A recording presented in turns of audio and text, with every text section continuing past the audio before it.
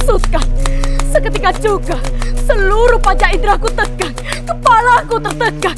Beberapa hari yang lalu Winar menyampaikan desas-desus dari ibu kota. Mereka semua akan dikeluarkan pada gelombang pertama dan sampai Jakarta pada pertengahan bulan depan. Berita ini bukanlah sesuatu yang menguntungkan, sebaliknya menyebabkan timbulnya masalah.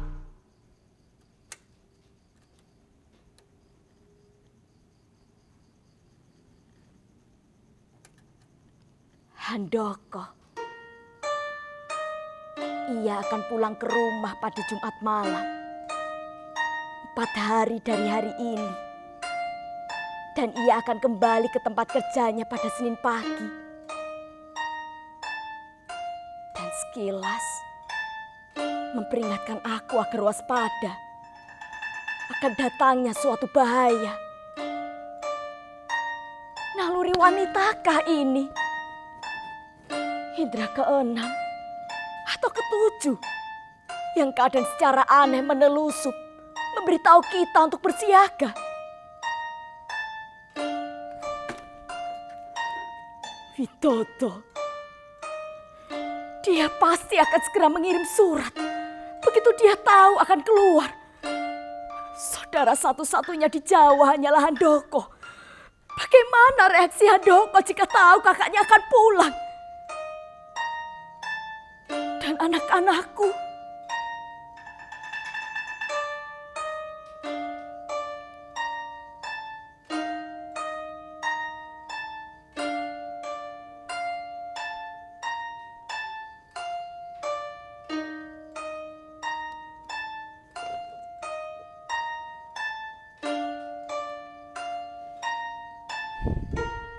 Waktu itu ibuku masih hidup. Dan untuk terakhir kalinya, dia mendesakku agar memberi izin pada Eko dan Widowati, anakku, untuk mengikuti rombongan menjenguk tahanan ke Nusa Kambangan. Katanya, selagi ada kesempatan, siapa tahu akan lama bertemu kembali.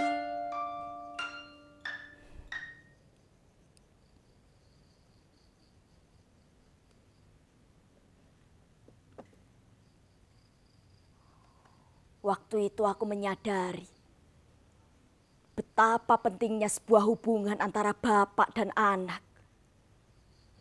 Lebih penting dari hubunganku sendiri dengan suamiku.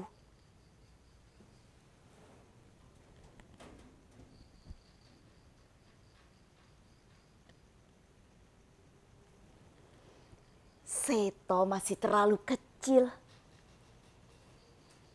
Kenangan yang dia ingat mengenai bapaknya hanyalah merupakan pengaruh dari cerita kakak-kakaknya. Sejak perkawinanku dengan Handoko, aku lebih memilih untuk tidak menyebut nama ataupun hal yang bersangkutan dengan bapak mereka.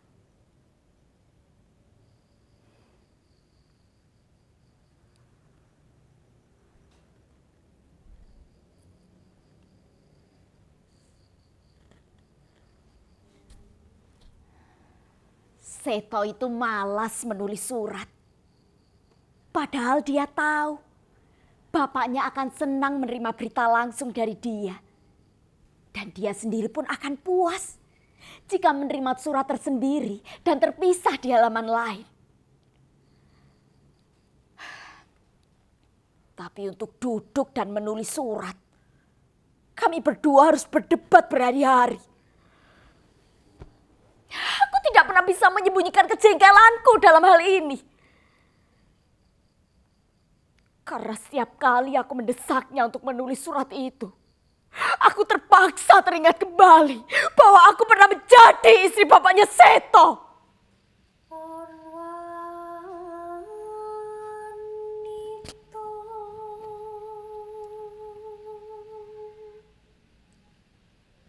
Dan dengan ingatan itulah, mau atau tidak,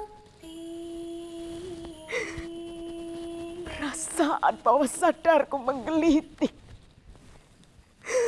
untuk menampilkan kembali segala segala kepedihan dan kepiluan yang kualami selama bersendiri. Membesarkan ketiga anak.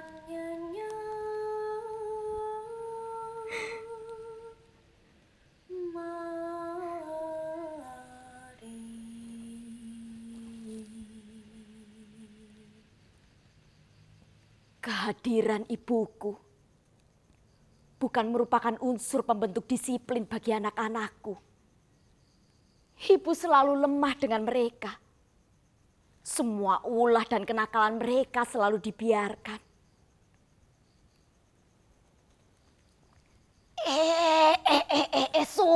Sudah. Kasihan mereka. Belum tahu apa-apa. Anak sebegitu kecil. Sudah tidak ditunggui bapaknya.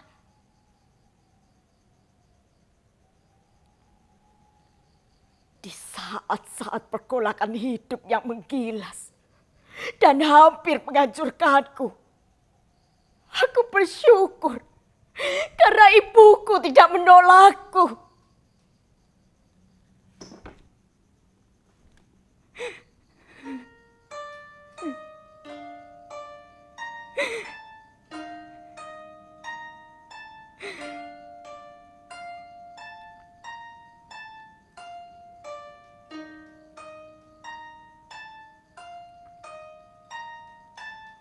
Walaupun tampaknya ibu bukan pendidik yang berdisiplin, tapi ibu berani dan giat.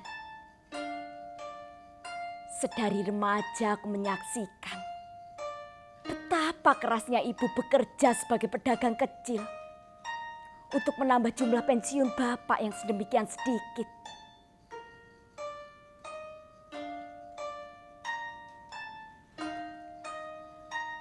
Walaupun ibu tidak pernah tamat sekolah,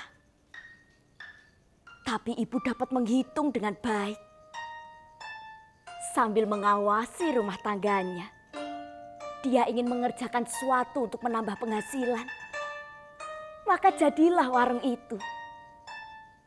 Dan dari warung itulah kami bersaudara dapat terus makan, bersekolah, dan berpakaian sepantasnya.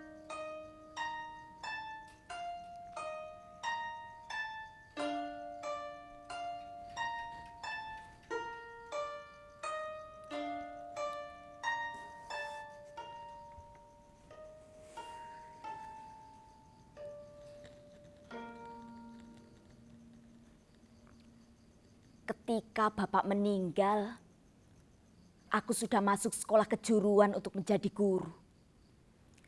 Berulang kali bapak berpesan pada ibu, "Bu, apapun yang terjadi, dia harus tetap sekolah. Walaupun dia anak perempuan, tapi dia harus mempunyai pendidikan dan bekal hidup berupa ijazah."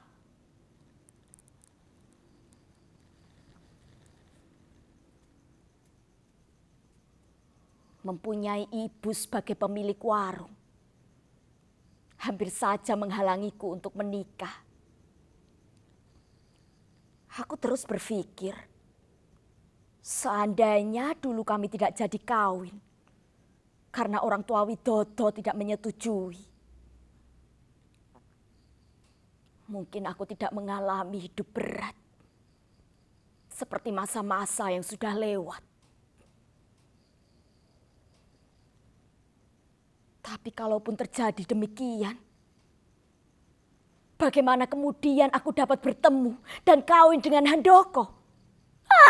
Manusia selalu tergiur dengan kata seandainya. Seolah-olah dengan perkataan itu kita dapat membentuk dunia baru atau kehidupan lain sesuai idaman masing-masing.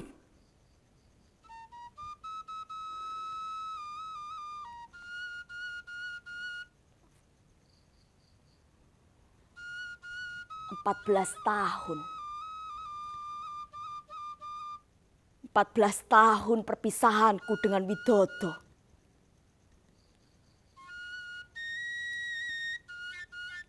Kemudian kedatangan Handoko dari luar negeri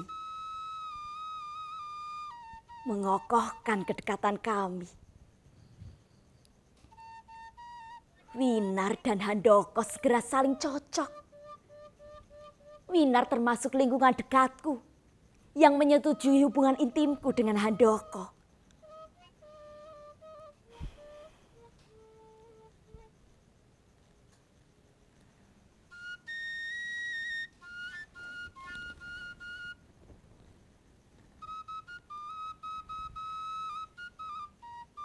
Pertemuan dan perkawinanku dengan Handoko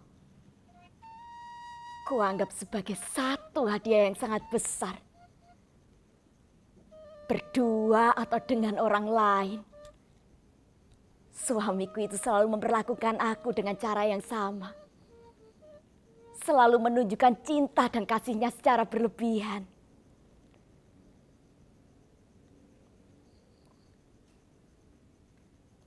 Mungkin tidak sedikit orang yang mengatakan bahwa nasibku baik. Bahwa semua keberhasilanku bergantung penuh pada keberuntunganku. Dan kalaupun itu benar, bersalahkah aku karena mendapat keberuntungan tersebut?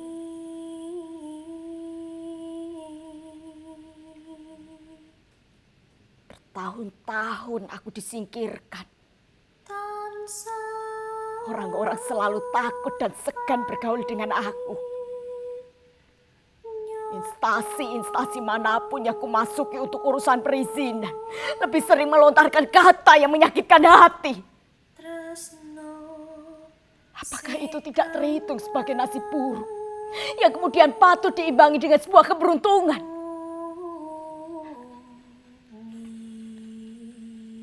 Tapi orang-orang memang selalu saja usil dan jahil. Apapun yang kulakukan, pastilah akan dipergunjingkan.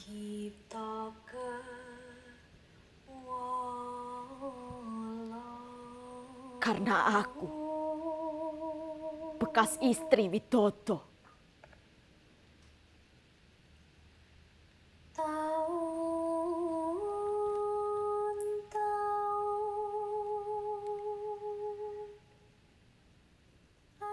Yang kemudian kawin dengan adiknya.